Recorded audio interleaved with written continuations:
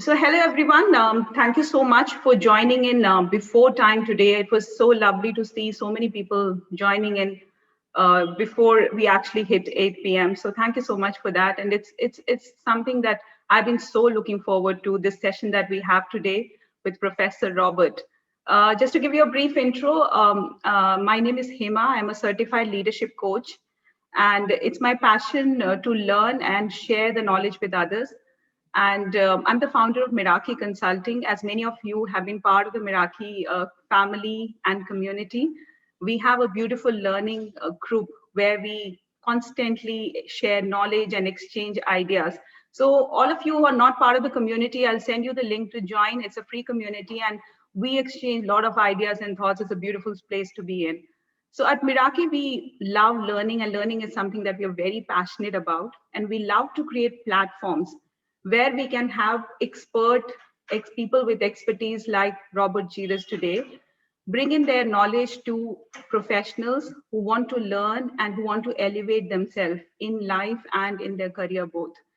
And today's webinar is again an initiative in that direction. And we're so happy to see close to about 100 people are registered to the webinar today. We already have 81 participants. I'm so excited to hear Professor Robert talk about such an amazing topic. The topic is about emotional and social awareness. I think the year 2020 has brought emotional wellness, emotional awareness at the forefront, the place that it always deserved. But now it is something that everybody wants to know how we can leverage emotions for our own success. How can we manage ourselves better? How can we lead better using our emotions? And the most beautiful thing is today, Professor Jerus would be talking about the heart of a good leader.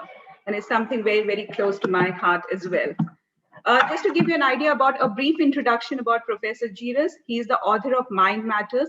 He's also the founder of Success Dynamics, and he's the provider of EIQ2, which is Emotional Intelligence Learning and Performance Development System and Certification. He is a frequent speaker at public events, and as a professor, he has taught in universities.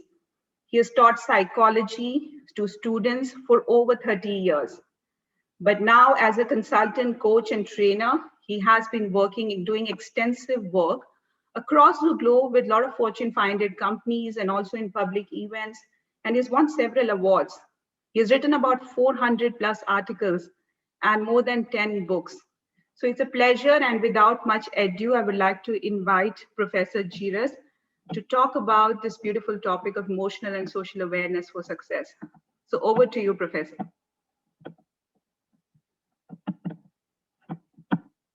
Professor, are you there? Yes, I'm just opening up the video and the audio. All right, great.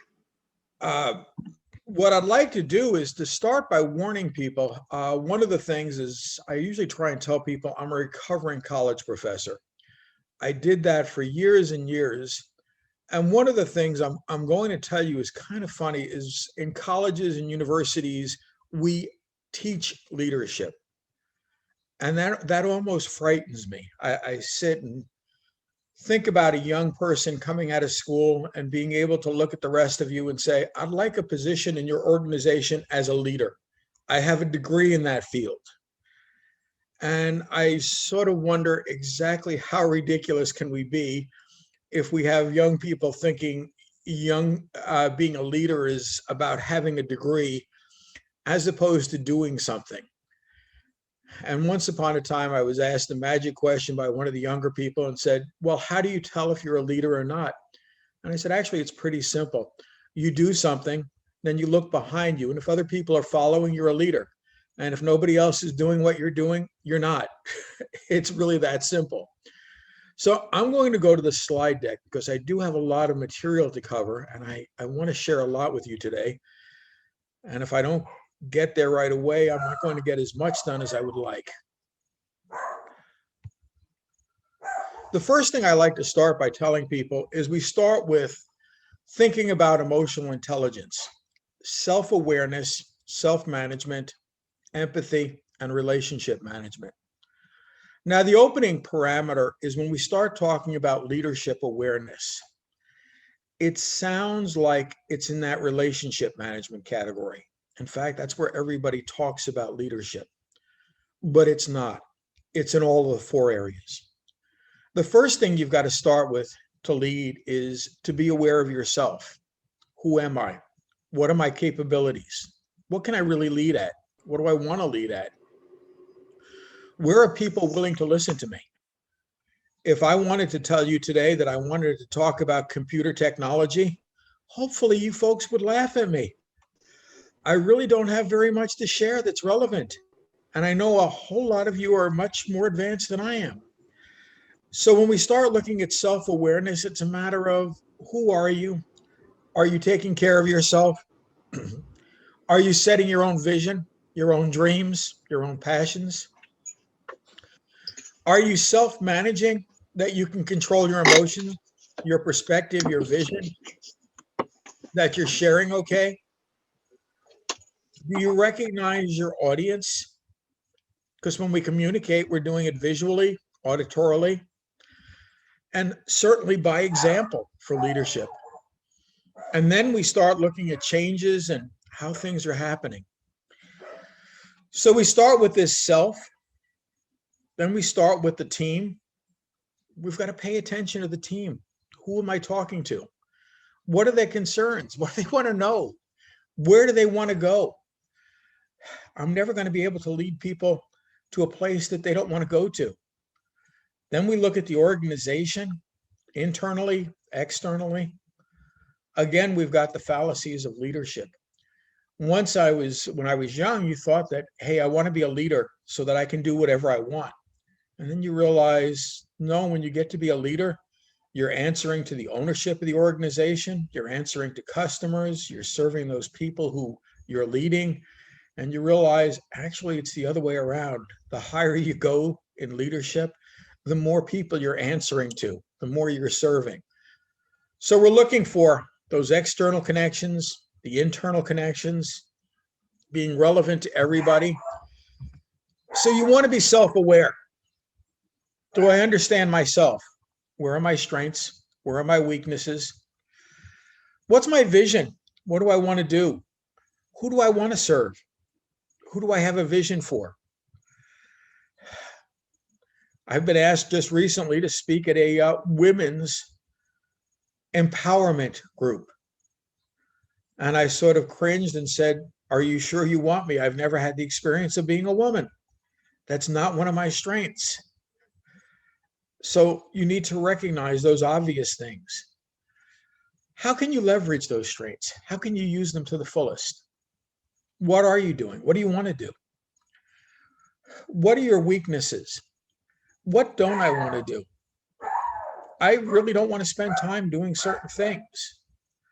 So the better I can understand myself, the better I'm in touch with reality, the better I can serve, the better I can deliver, the more fun I'm going to have. And it sounds funny, but one of the big perks to me of leadership is it's fun. We're going together. When I just heard it's fun to be part of HEMA's gang.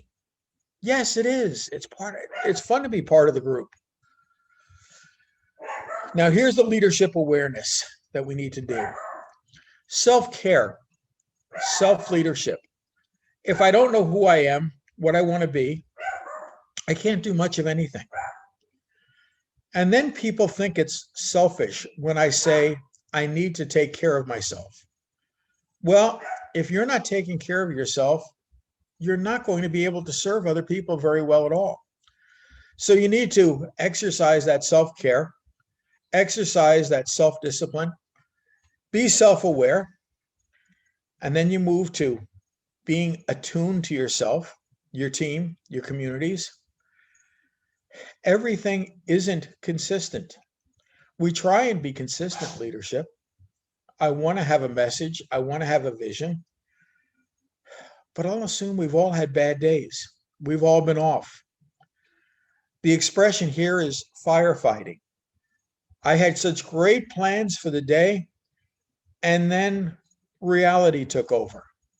Gee, I had a car accident. One of my employees got sick, and I had to take him to the doctor. This occurred. One of my customers called. COVID happened.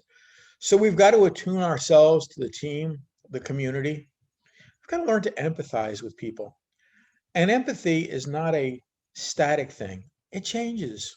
It flows. We've got moods. We've got feelings. We make adjustments.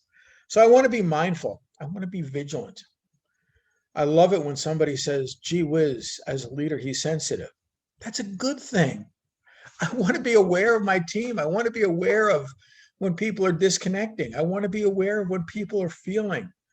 If I'm not aware, I'm not going to be functioning very well. So I need to be connected. Empathy is a dynamic term. You don't have it or not. It's continuing. Then we're going to align ourselves. What's the synergy? What's the experience we're having here? What's the relationship? Do I know somebody? Do I care about them? Am I being considerate of them? Do I know what matters to them and what doesn't? What language should I use? What shouldn't I use? What's offensive? What's frustrating? Then we want to focus. In organizations now, I get amazed at some of the new positions we've created. I know a man who works for Aramco. He is the director of motivation and engagement. I cringed when I first heard that. Don't you know that motivation and engagement come from the team? The leader can't do it. He laughed and he said, but I get paid very well to be in charge of motivation and engagement. So I kind of laughed with him and congratulate the company. If you think someone can get your team motivated and engaged, more power to you. If you think somebody outside of yourself can make you happy, interesting thought. I've never seen it happen, but okay. Are we going to be responsive as a leader? Are we going to be continuously improving? Again, what worked yesterday won't work tomorrow. We need to recognize that the best organizations, the best teams are looking at leadership at all levels.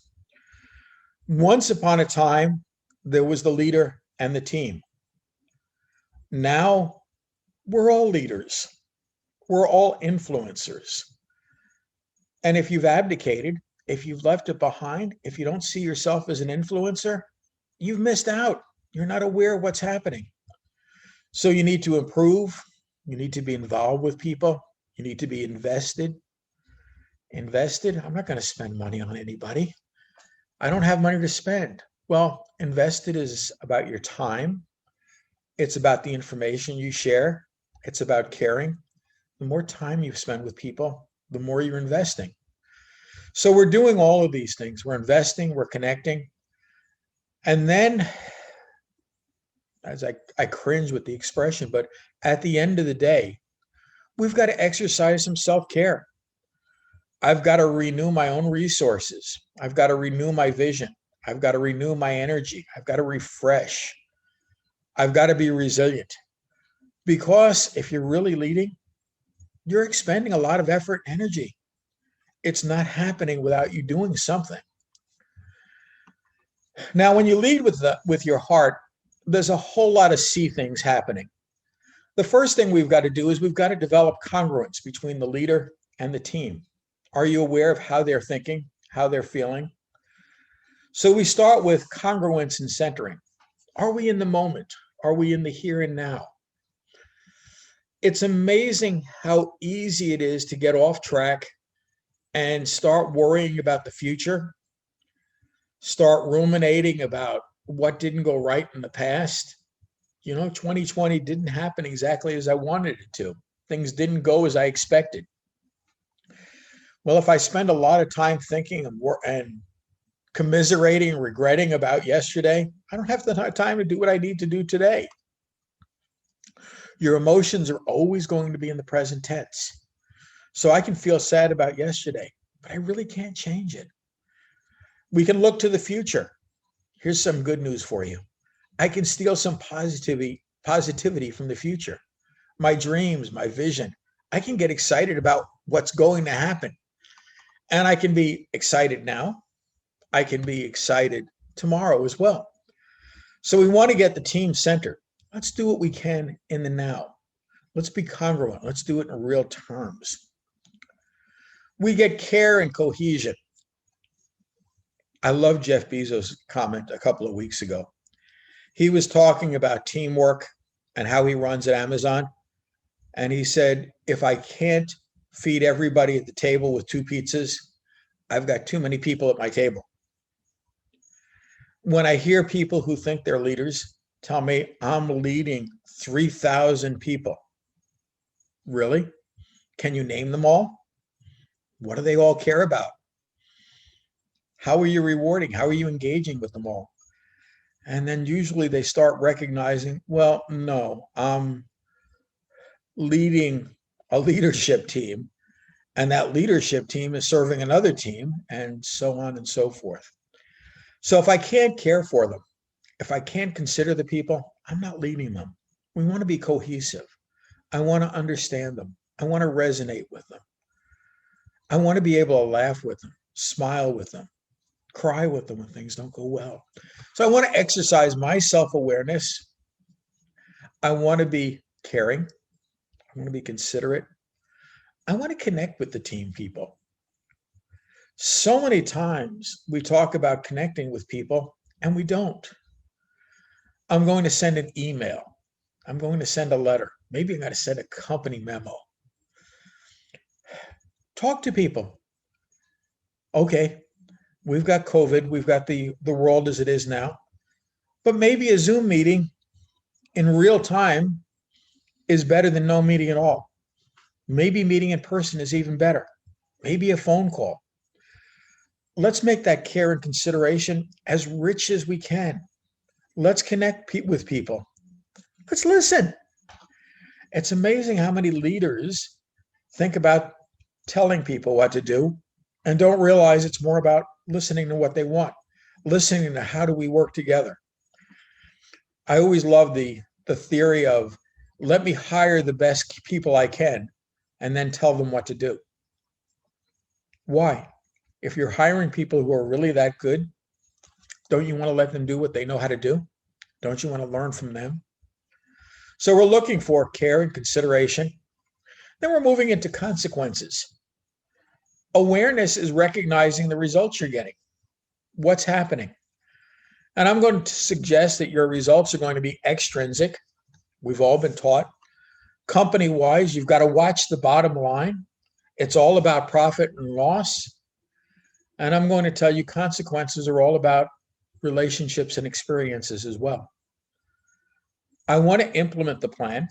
I want to deliberate it. I want to focus my action. I want to use my resources as best as possible, but I want to add value. I want to add value to people, internally, externally. The more value you can add, the more engaged you're going to be, the happier you're going to be, the more involved you're going to be, the more invested you're going to be, the more fun you're going to have as a leader. So when you start seeing the consequences and start seeing good things happen, you get more and more committed, more and more online, more and more heartfelt. It's about the human factors. I like to call it people dynamics. And then as we round out the circle, leaders are catalysts. We feel how they feel. If my leader is defeated, I'm beaten. The struggle is over. I've lost. If my leader sees possibilities, if my leader sees a path to success, I see that path too. If he or she is setting an example of being happy, motivated, excited, I see it as well. They're coaching with their words, with their example. So we're looking for the leadership. The leader is going to be the nexus. They're the spark plug. They're the heart, the center, the soul of the organization. When a leader tells me, you need to come into the office, Bob, at 9 o'clock in the morning, and you need to work hard until 5 o'clock at night. Okay, boss, that sounds good. When are you coming in? I'll be there by about 10 or 10:30. I've got a lot of things to do, so I'm going to leave at about 3. I'm not going to be energized. My effort's going to be limited. The boss has created the nexus. They've told me the value isn't in what they say, it's in what they show. So the leader is going to show me values. They're going to show me thoughts. They're going to show me feelings. They're going to show me performance. Are they engaged? Do they care? Leaders are tone setters, pace setters. Is it safe? And I'm not necessarily talking about physical safety here. Can I disagree? Can I express some creativity, an alternative point of view? Or maybe this organization really isn't safe to express that.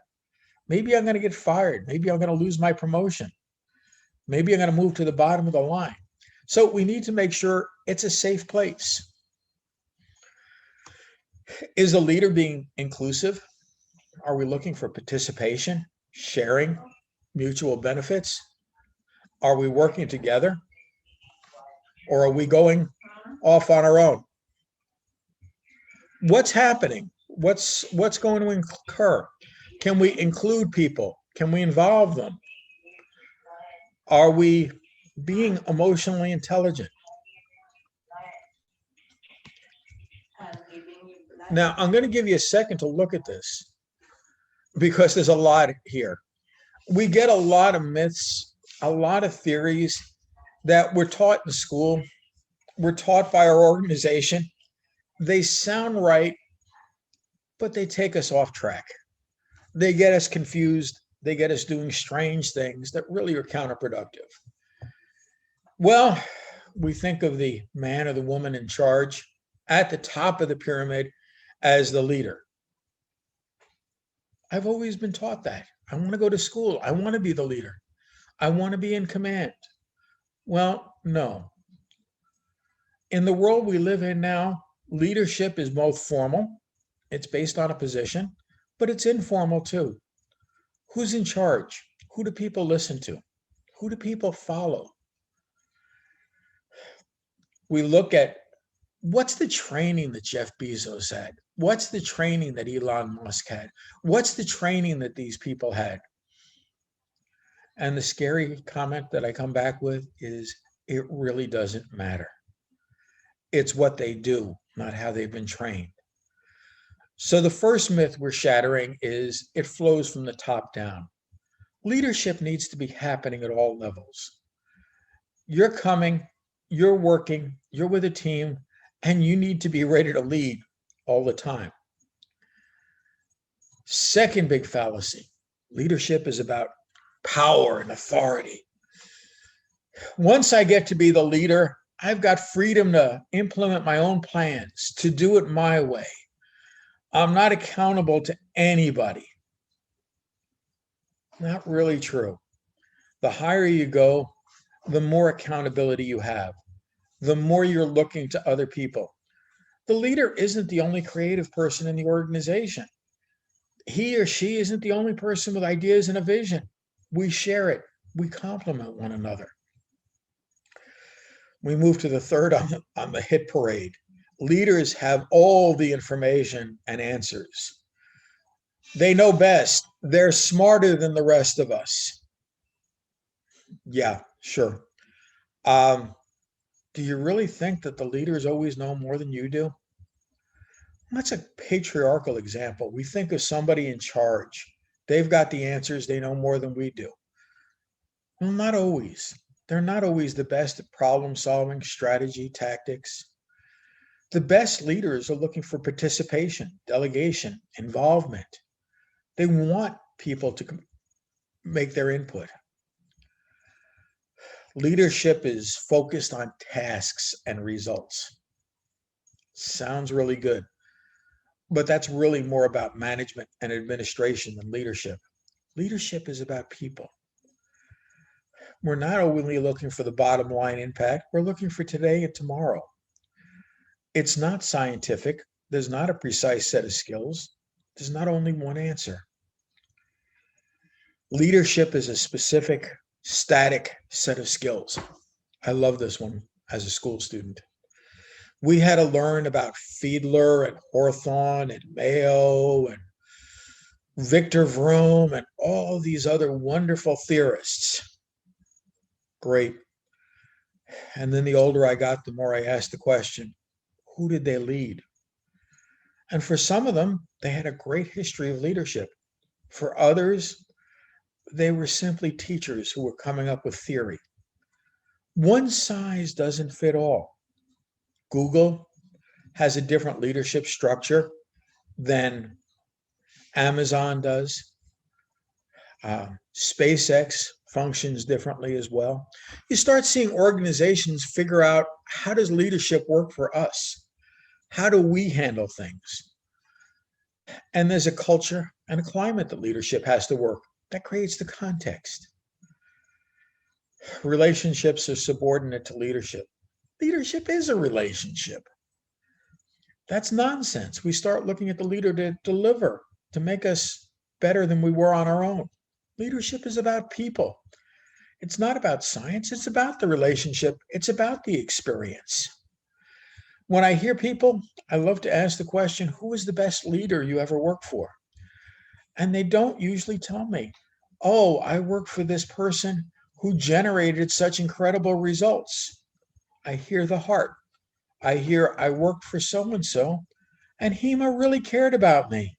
She knew me. She got me involved. She got the best out of the team. We're hearing about leadership then, not accounting. Then, especially for younger people, with all due apologies, the best leaders have the most pay, power, attention. They've got the spotlight. Their teams are absolutely fantastic. We've got a struggle in the United States, and I'll admit it readily. A lot of the people at the higher positions in our organizations are very overpaid. They don't deserve that much more compensation than the rest of us. So we need to recognize that leadership is about performance, action, translating that vision into reality. It's not about the compensation and the perks. It's not about being self-centered, self-serving, self-focused. It's about self-sacrifice and giving.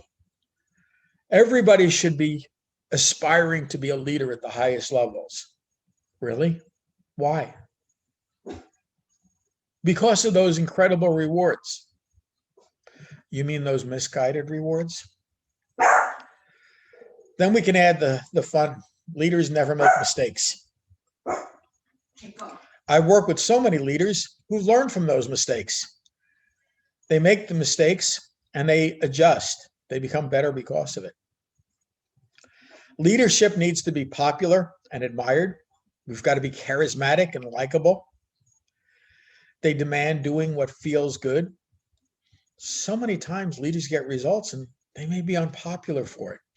It may not be what we wanted to hear, but yet it gets the results. It serves everyone. Leadership is measurable, quantifiable. Soft skills and emotional intelligence are merely tangents. They don't matter. They're a fad. Those relationships simply don't count. Relationships are secondary at best. We really don't need them. Leadership is about control and command. The higher I go, the more control I have, the more influence. That influence, interpersonal connection, a lot less important. Really? You flipped it on its head. You're now not a leader. You're a manager. You're an administrator. The people who are developing those relationships and experiences, those are the leaders. Leaders have arrived. They're at the pinnacle. They've perfected everything. It's to be aspired to. They're the optimal example. Well, focus on performance and execution. It's a nice thought, but the best leaders recognize that they need to develop. You'll find out that at the highest level, the leaders are looking for coaches. The leaders are looking to learn. The leaders are looking to develop. And it's the people who have less leadership skill that think they've arrived. So we look for the awareness. What's the input I'm getting? Internally, externally. What's my perception? What am I seeing out there? Think about it, reflect on it, make some judgments, adjust yourself, define things, deploy it, measure it, and make adjustments. It's constantly learning, it's constantly adjusting. Now, I want to leverage that leadership. I want to be the best leader I can be. So we start with this thing called authenticity. Am I always at the top of my game? No. Do I always care about people? Yeah. I may not show it very well, but I always care. I want people to connect with the real me and not some fake artificial being. So we look at authenticity. What's that going to be about? It's going to be about your story. How did you get here? What's the path you've taken? What have you learned? What have you forgotten? What have you mastered? What do you want to learn? What's your vision? So we look for the past, your context, your experience, your story. We look to the present, my empathy, my team dynamics, my connection, my catalyst. I'd rather a leader who is smiling instead of one who's crying all the time. We look for results. We look for preparation, planning, the future. So that's what's leveraging the awareness. It's a continuum from the past to the present towards the future. I don't know if you guys remember the song, The Electric Slide. Well, this is what a leader is doing. They're stressing for success, the S. So what they want to do is they want to make good stress. They want to energize us. They want to encourage people to stretch themselves, to be all they can be, to reach for that potential. If I hear someone say, I've never failed and my teams have never failed, you've set your sights too low. So we want to create eustress, that positive energy, that excitement. Let's try for things. Let's reach for the stars. Let's accept the fact that I might not get there, but in those ambitious, incredibly visionary dreams, I'm going to go further than I would have without them. Excuse me. Elon Musk has this interesting thing to me. He asks people, do you have a vision, a plan for the next 5 years? And typically the people who are his managers, his lieutenants in the organization, they respond, yes, of course I do. You told me to have a 5-year plan. I do. And then Elon Musk looks at the people and tells them very bluntly, tell me how you're going to achieve that plan in the next 6 months instead of 5 years. Most of the people panic immediately. It's impossible. I can't do that. Musk directs them, try, do it. And the reality is they get much further with that kind of stress than they would have without it. Lead yourself, lead others. Exercise authority, care. The more you self-actualize, the higher you reach the potential, the more potential you have. You capitalize on opportunities, you'll see more of them. Your influence. Connect with people.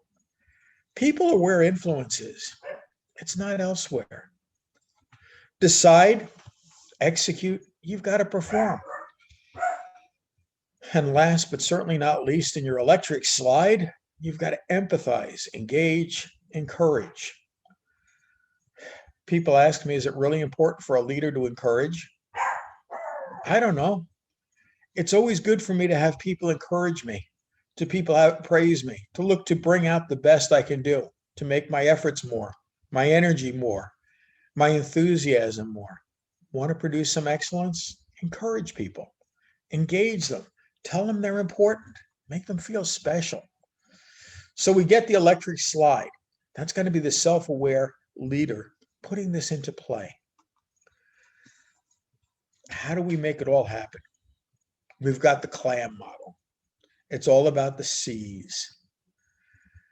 I want collaborative leadership action, CLAM, collaborative leadership action model. Now, Leadership doesn't happen without your team. So it's going to be about collaborating. If I don't get them involved, if I don't get them engaged, I'm not leading. Maybe you're dynamite, maybe you're incredible, but there's only so much you can do by yourself. Once we get more people, we get more creativity, we get more energy, we get more possibilities, we get more enthusiasm. So we start with connecting with people. What do you know? Who do you know? How can we move forward? So I want to connect with you. I want to consider people. What do you want to get out of this? What are the positives you're looking for here? What's your vision? What's your dream? I want to involve them. So I want to be considerate. I want to communicate with people. If we don't talk, leadership falls immediately. I've got to communicate. I've got to let you know that I'm involved. I care. This is what's happening. I love the old image of leadership where the leader knows everything. And there's all these wonderful things happening in his or her mind, but they're not sharing that vision because it's above your pay grade. Well, how can I really contribute to my best when I don't know what the vision is? When I don't understand where the culture is going, where I don't understand what the climate should be here? How do we create things? TJ Watson at IBM said that, how do we be more creative? How do we claim the future? And Watson immediately said, you double your rate of failure. When I was younger, that sounded ridiculous.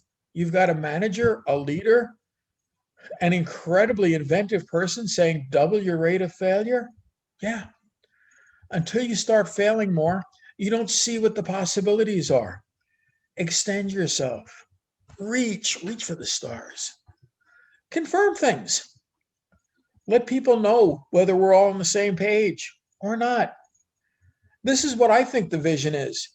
Do you see it the same way? Let's talk. Let's communicate.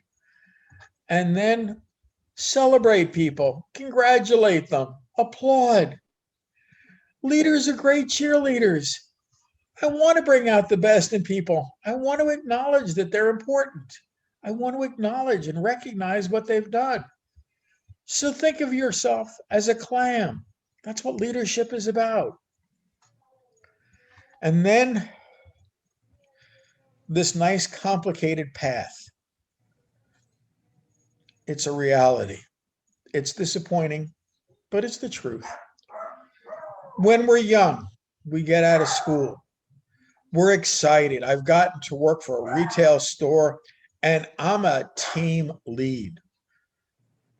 I must be very important because the word lead is even in my title. Well, how many people are you leading? 3, maybe 4. It's my team. Okay. At the lower levels of leadership, it's about organizational skill. Like it or not, it really is more about management and administration. Are you attending to the bottom line? Are you tactical? Are you attending to what needs to be done on a daily basis? I hate to say this, but I will anyway. At that very tactical level, at that very low level, are people interchangeable? And the answer is yes. I'm not hiring them for their hearts or minds at this very low level. I'm hiring them simply for performance. So the reality is, at this very low level, one person is entirely interchangeable with another. But as we move forward, we're thinking, now I want to engage them. I want to involve them more. You know what? I'm paying them more too now. I want a vision. I want a direction. That's my rational intelligence. That was the 20th century. What did we do? We went to the schools. We went to the universities. As I say, I'm a recovering professor. So what did we do? what did we do as a professor? I thought the best and brightest theory was at the universities. We were the cutting edge. We're not. Then we moved to the world of today. Emotional intelligence. I want emotional intelligence. I don't want just people's hands and performance. I want their minds, I want their hearts, and I want their performance. If I can get the most that they have to give, we're going to be a lot better off than just using people for the minimal they can do. When people are disengaged, the answer is pretty simple. I've hired you to work for me from 9 to 5. You're a hired gun. You're replaceable. You're not significant. The more I pay you, the more I get you involved, the less you're a hired gun. You're intrinsic to the company. You're part of shaping the leadership, shaping the future, shaping our company offerings, shaping our organization. So now, when we're in reality one, we're looking for behaviors, actions, personalities, caring, consideration. Let's have the conversations with people in the organizations. Leadership is not isolated. It's not separated. It's a dynamic interaction on a daily basis with everyone within the organization. We're all leaders. We're all followers. When I hear a leader say that they don't know how to follow, they just know how to lead, you've missed the boat. So you want to start recognizing that you want to be caring, you want to be ethical, you want to be sustainable, and you want your team. Now, here's an aside that I'll give you, which kind of frightens me. I owned an organization that was a headhunter. We looked to recruit talent for companies. And it was always amazing to me how companies would fail to train their people and involve their people. They would fire someone, then they would call the recruiting firm. They would pay me a large sum of money to replace that person. Then the organization would go through the same pattern all over again. It would find out that the person had fallen off the board. They were no longer online with the company, and they would fire that person and look to pay to replace them again. It was a revolving door. As a recruiter, I loved it. There was always money. There was always business for me here. But you realize that the organizations were overpaying for talent. They weren't training their people. They weren't rehabilitating their people. They weren't resilient. They weren't leading their people. They were simply using them as numbers. The people were meaningless. The turnover was meaningless. And the organization just went for the ride. That was expensive. And it was really debilitating for the organizational culture. So we want leadership to be the catalyst for emotions, spirit, energy, enthusiasm. We want the leaders to be my key people in culture and climate. The climate is the mood, the temporary stuff. The culture is the long-term structure of the organization. Are you building to last, or are you building just for today? Then we're moving into the newest realities. Let's take that emotion. Let's take those ethics. Let's think in terms of community. Let's think in terms of possibilities. Is my community limited to my city, my state? No, not particularly.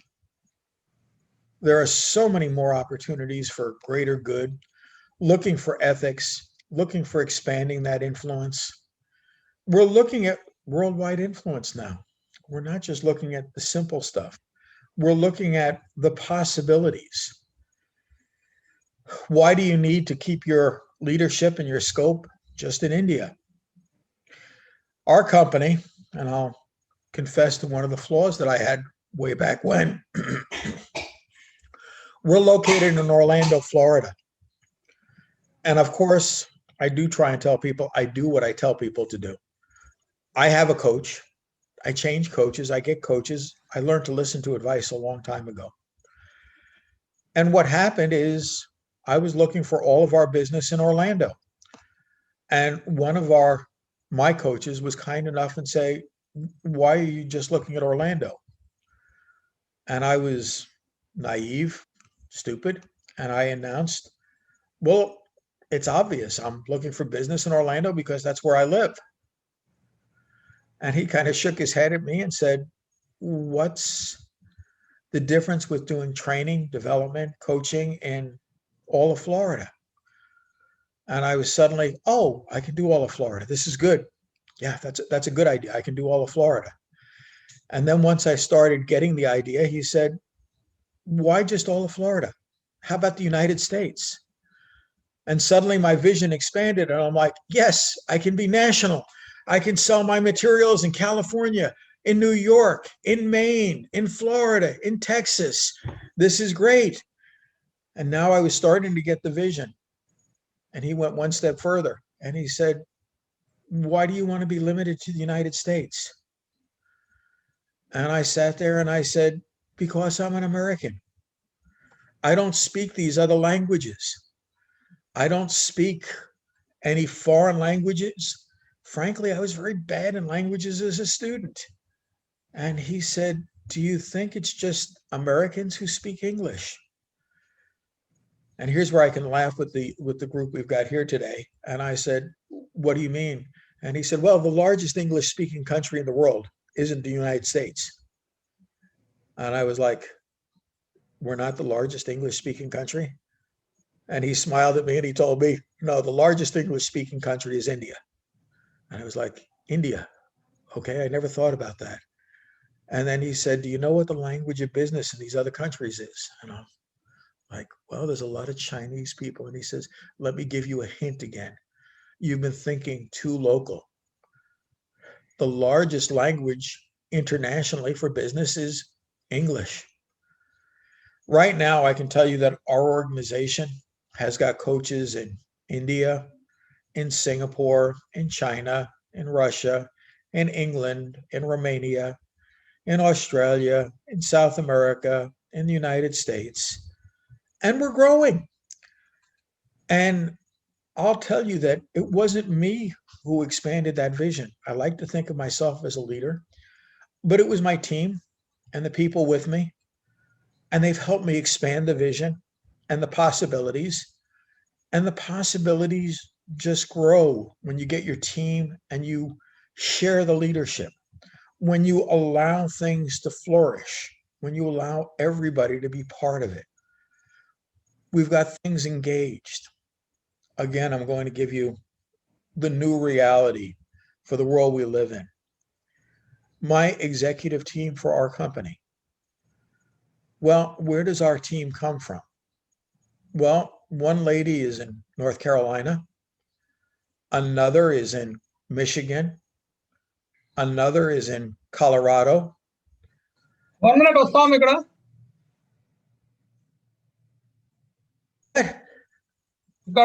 I'm sorry, I didn't hear you.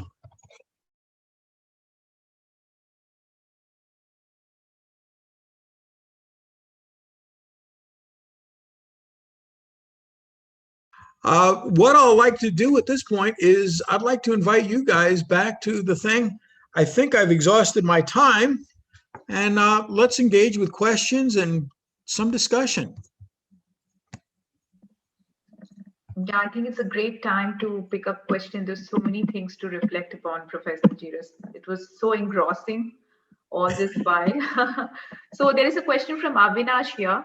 He's saying how you define ethical leadership, considering EI is difficult to find in VUCA as well as today's world. So he's asking you, how do you define ethical leadership here? I don't know if we have any engineers or technical people here, but I'm going to give you a very simple definition that's complicated all at once. My father was an engineer, and he owned an engineering firm in New York that did worldwide work. And once upon a time, I phrased that question to my dad. And I said, Dad, tell me what integrity is. I was a bright teenager, and I figured, okay, let me ask him the question that's impossible to answer. And Dad was an engineer, And he said, when a ship has integrity, it does what it's made to do. So a ship with integrity floats. A building with integrity stands, regardless of the weather. A person with integrity does what he or she is supposed to do. Now, that's kind of scary because it says that ethics is about commission, did you do the right thing? And omission, did you do what you should have done, even though it wasn't popular? So I'm not going to say leadership is easy, but it's about doing what you should do. It's about being self-aware and reflective of what's the best I can do now. And hopefully tomorrow becomes better for you doing the best you could do now. I hope I answered it, but that's always been something I've cherished in my heart of. That's what integrity means to me. Okay, there's a question from Dr. Uma Warrior. She's asking, can high level of EI become counterproductive for leaders? Yes. I wish I was going to answer that no. I like a no answer better there. But if leaders don't understand what leadership is about, high emotional intelligence, high levels of empathy can make you manipulative, can make you self-serving. You can do things on a subliminal level to people. Part of my certification, I'm certified as a hypnotherapist, and I do recognize the power of neuro-linguistic programming and those things that people don't realize what they're agreeing with and what they're going along with. We've seen leaders throughout the world do some terrible things in the name of success and achievement. I mean, the frightening thing is, I'm going to pick on India's history because you folks can resonate there. If I was British, why do we need to subjugate India? Well, we need those resources as a British citizen, and it serves us to have the Indian subjects. Well, you've got leadership that I would hope that most of you at this point would disagree with now.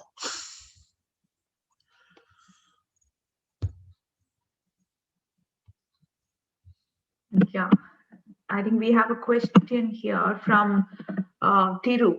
He's saying transpersonal leadership is all about emotional and ethical intelligence. He's asking that. I think the best leaders understand emotional intelligence even before we were using the term, and we started using the terms in the 90s. But the best leaders had relationships with people. They knew their teams. They got the most out of their people, and they served the teams the best. Now in 2020, we've got all these wonderful things that are appearing. And I've told people they're nothing new. It's just a new spin on it. Humble leadership, servant leadership, heartfelt leadership. Well, it's all about emotional intelligence and resonating with your team. Absolutely. I think that's a great answer. Professor, there's a question from Dr. Christina Augustine. She's asking, she's saying ethical leadership, way to go. So she's quite happy with that. And she's saying, Professor, how about we spot and ensure this competency at the entry gate into organization? So any strategies or insight right at the time of entry, if we have that? I think we need to get people to understand what the real rewards are and what they aren't. Leadership and a successful team is fun. It's happy. Those are the legitimate rewards that we get from leadership. But when we've got younger people, especially saying, I want to be a leader because it pays so much, I've got so much power, I get the attention, they're missing it. So we need to teach people at a younger age the good news and the bad news. This is what it's about. This is not what it's about. And by the way, I don't know about Indian politics, but I'll tell you the bad news about American politics. We've got too many people in government who think that leadership is about them and not the people they're serving. So true. Okay, there's a question from Arun. He's saying, why do bad leaders survive and thrive with the organization? Because the organization itself is misguided. The answer is, if the organization focuses on the bottom line and the organization itself thinks it's about money, and thinks it's about possession and everything else, that's a short-term strategy, and it will succeed in the short term. But in the long term, those organizations are doomed. But yet it's easy, and organizations reward the wrong things. You're very good at working. In fact, you're the best person on my team. I'm going to let you work extra hours because you're so good, but we're not going to pay you. I'm going to give you my thanks and my eternal gratitude. And then you've created an organization where eventually him is going to say, wait a minute, I don't want to do so much work. I don't want to be so good because I'm getting punished for being good. I'm not getting rewarded for it. So the organization, the culture, the climate needs to integrate and understand this isn't a person at the top thing. We've all got to assume leadership. We've all got to express, this is what I want. This is what's fair. This is what's ethical. This is what's emotionally smart. Absolutely. Bhati is asking that, what do you do when you feel stuck at certain levels? She wants to grow to a CXO level. And she wants to understand what do you do, how should she go about learning and growing to a senior level? Uh-oh, here's where I'm going to offend people right off the bat. When I was young, we had this vision that said you go through college, you get a good degree, you find a company, and then I worked for HEMA International. I'm 20 years old. She will take care of me until I'm ready to retire, and she will always do what's best for me. That was the old paradigm we had. The reality now, the company won't love you back. The company is going to use you. You worked excessive hours because you wanted to move up, but the economy isn't helping things with COVID. So we've got to fire some people. Yes, Bob, I know you worked ridiculous hours. I know you served the company very well, but you're fired. We don't need you anymore. The best answer I can give you is you need portable skills. You need to take care of yourself and be self-aware, because if you think a company is going to take care of you, you're going to be disappointed. If it's going to be, it's got to be up to you. More questions. So I think we still have a few minutes, so we'll take some more questions here. So Julian is asking, how can we get organizations to inculcate EI more? Make them more aware. Make them understand the importance of the people they've got. When you look at statistics, organizations get wrapped up in that bottom line. And what happens with that bottom line is we start looking at cutting costs. Well, I'm going to cut some employees because that's a quick way to cut costs. And then the organization suffers and they don't understand why. So we need to create systems, structures where they understand that good people will succeed. Emotionally intelligent, involved people are going to perform at a much higher level than if I'm simply hiring hands to do things. And once the organization understands that, it invests in, it engages in people. And when I say invest in people, please get used to my thinking. When I say invest in people, it's not necessarily cash. It's time, it's development, it's attention. It's the intangibles. And when you teach people that these are important, they become important. I think investing is so important. Thank you so much to bring that in the forefront, because the more you invest in your people, the more they will do for you. So that goes first from the leader's side. Okay, there's a question from Ambika. She wants to know what values are most important to you as a leader.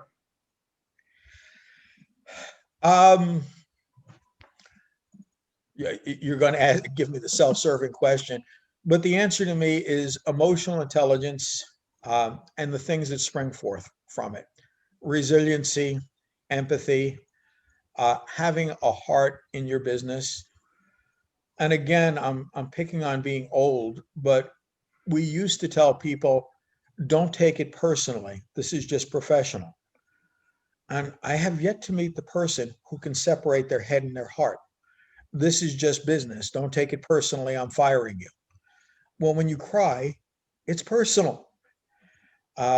When you tell me my work is terrible, it's personal. So to me, it's a matter of recognizing the heart, the emotion, and I'm resonating with what you guys are teaching me, is the ethics and the emotions are paramount. Absolutely. Professor Um, Jerus, yeah.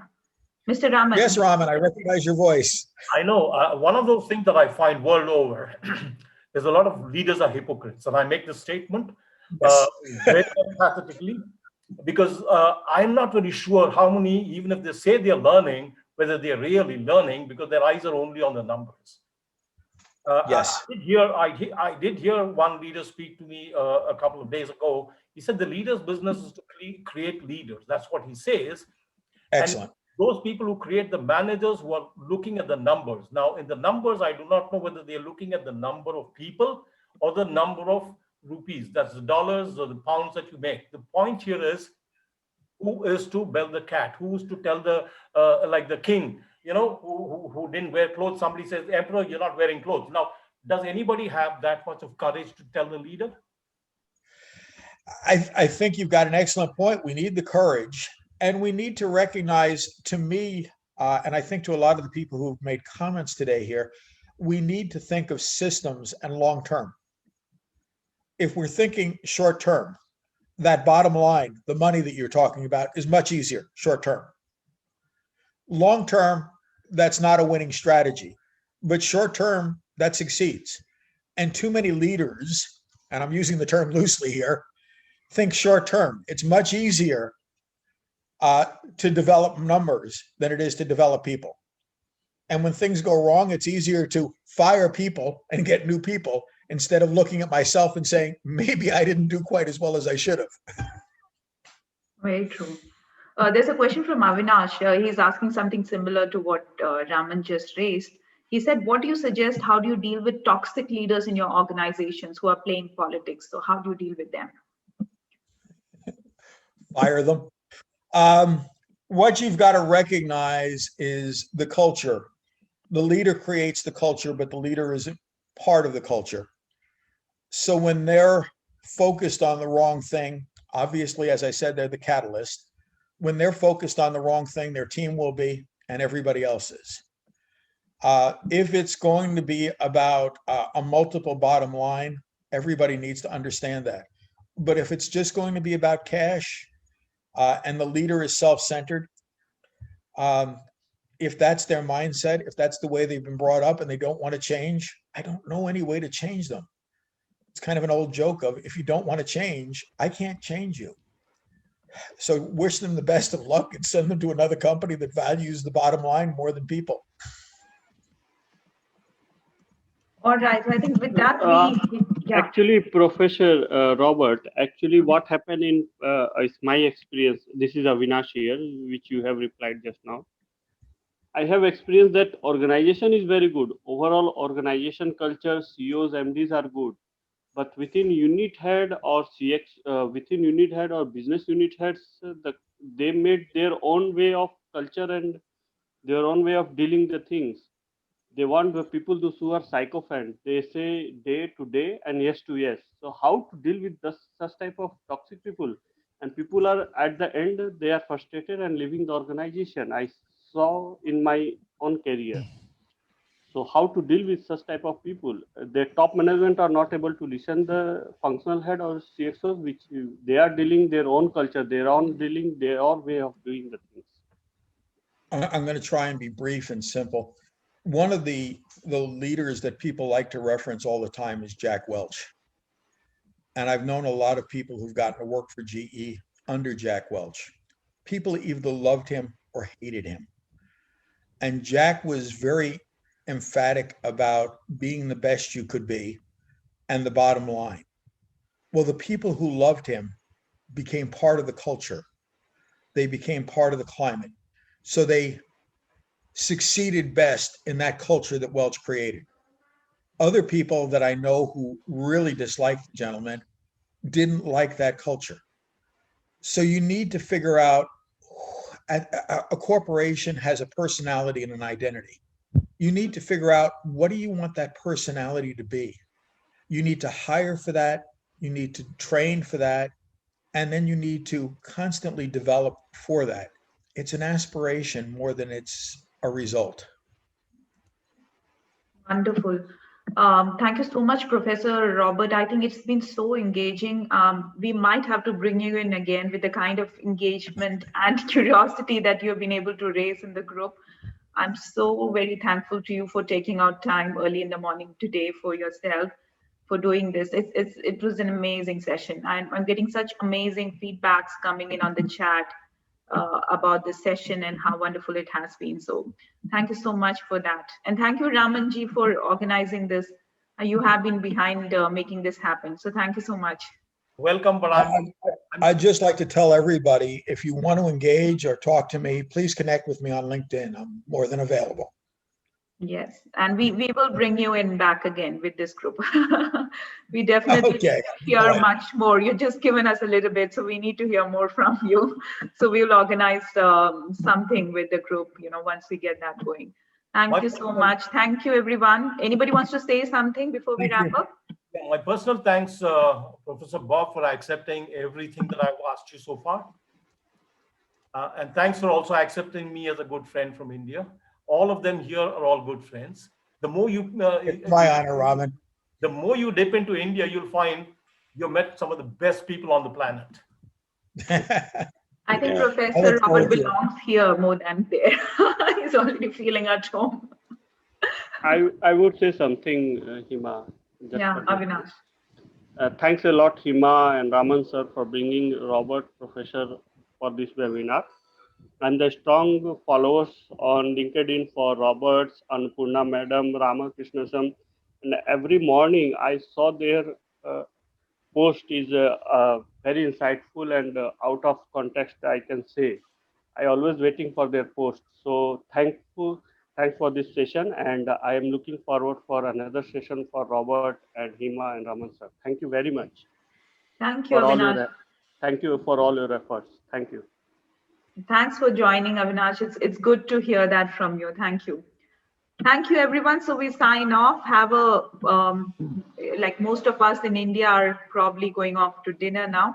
So thank you for joining in the night. And thank you, Professor Robert. Yeah, thanks, Hima. Thanks, Professor Robert and Raman. I was patiently listening. It's a very good session in the evening. Thank you very much. Thank you. Thank you for joining. Yeah, thank you, Hima ma'am. Thank you, Raman sir. Thank you, Robert sir. It is a very much insightful, very, very great experience.